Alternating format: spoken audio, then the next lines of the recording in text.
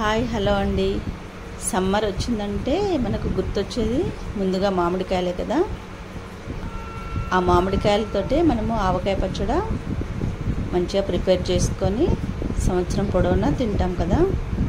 అసలు ఆ మామిడికాయలు రావాలంటే ముందుగా మనకు మామిడి చెట్టు ఉండాలి కదా. మనం బయట కొనుక్కునే బదులు మన ఇంట్లో మామిడి చెట్టు కాయలు అయితే మనకు ఇంకా భలే అనిపిస్తుంది. అందుకే కావచ్చు పెద్దవాళ్ళు మన కోసం ఆలోచించి చెట్లు పెట్టడం వల్ల మంచిగా మామిడికాయలు అయితే మనకు లభిస్తున్నాయి. వాళ్ళే కనుక చెట్లు పెట్టకపోతే మనము ఈరోజు ఈ మామిడికాయలను తినేవాళ్ళం కాదు కదా. అందుకనే మనం కూడా మన పిల్లల కోసం ఎన్నో కొన్ని చెట్లు అయితే నాటుదామండి. ఈ కాయలైతే మా నాన్నగారు పెట్టిన చెట్టు నుంచి మేము మొన్న ఊరు వెళ్ళినప్పుడు ఒక 2 కాయలైతే తీసుకొచ్చుకున్నామండి. అవి తిందామంటే చాలా పుల్లగా ఉంటాయి. అందుకనే వాటిని తినకుండా పచ్చడిలాగా పెట్టేసుకొని కొన్ని రోజులు తినొచ్చు అనేసి ఆలోచన వచ్చిందండి. అందుకే పచ్చడి ప్రిపేర్ చేశాను.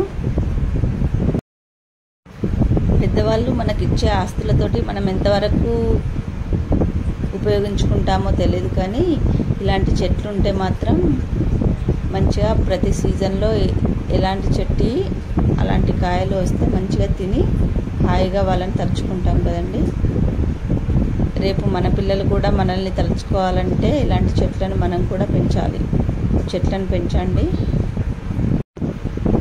పెంచండి, భావితరాలకు ఆదర్శంగా నిలవండి. ప్రతి చెట్టు వల్ల మనకు ఎన్ని ఉపయోగాలు ఉన్నాయో వాళ్ళకి తెలియపరచండి. వాళ్ళని కూడా చెట్లు నాటేలా చూడండి. చెట్లు పెంచడం వల్ల మనకు చాలా ఉపయోగాలు ఉంటాయి. ఇప్పుడు చూసారు కదా ఎండలు ఎంతగా మండిపోతున్నాయో. ఇంత ఎండలల్లో మనము కాసేపు కరెంటు పోయిందంటే ఉండలేకపోతున్నాం. అదే చెట్లు ఉండేది ఉంటే హాయిగా వాటి కింద ఉండి మంచిగా చల్లగా సేద తీరే వాళ్ళం కదా. ప్రకృతి మనకు చాలా ఇస్తుందండి. దాన్ని మనం దుర్వినియోగం చేసుకోకుండా సద్వినియోగం చేసుకుందాము. చెట్లు పెంచండి, హాయిగా ఉండండి, భావితరాలకు ఆదర్శంగా నిలవండి. 2 మామిడికాయలను అయితే మంచిగా ముక్కలుగా కట్ చేసుకొని అందులో ఆవాలు, జీలకర్ర, మెంతులు, ఆయిల్ అన్నీ మిక్స్ చేశానండి. ముందుగానే పొడి చేసుకొని అందులో కలిపేసుకున్నాను. తగినంత ఉప్పు, కారం కూడా యాడ్ చేసుకున్నాను. తర్వాత ఒక 2-3 రోజుల తర్వాత దాన్ని పోపు పెట్టేసుకుంటే చాలా బాగా ఉంటుందండి. టేస్ట్ ఉప్పు కారం సరిగ్గా సరిపోయింది. మీరు కూడా ట్రై చేయండి.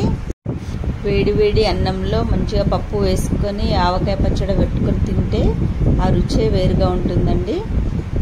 వావ్ అంటారు. ట్రై చేయండి.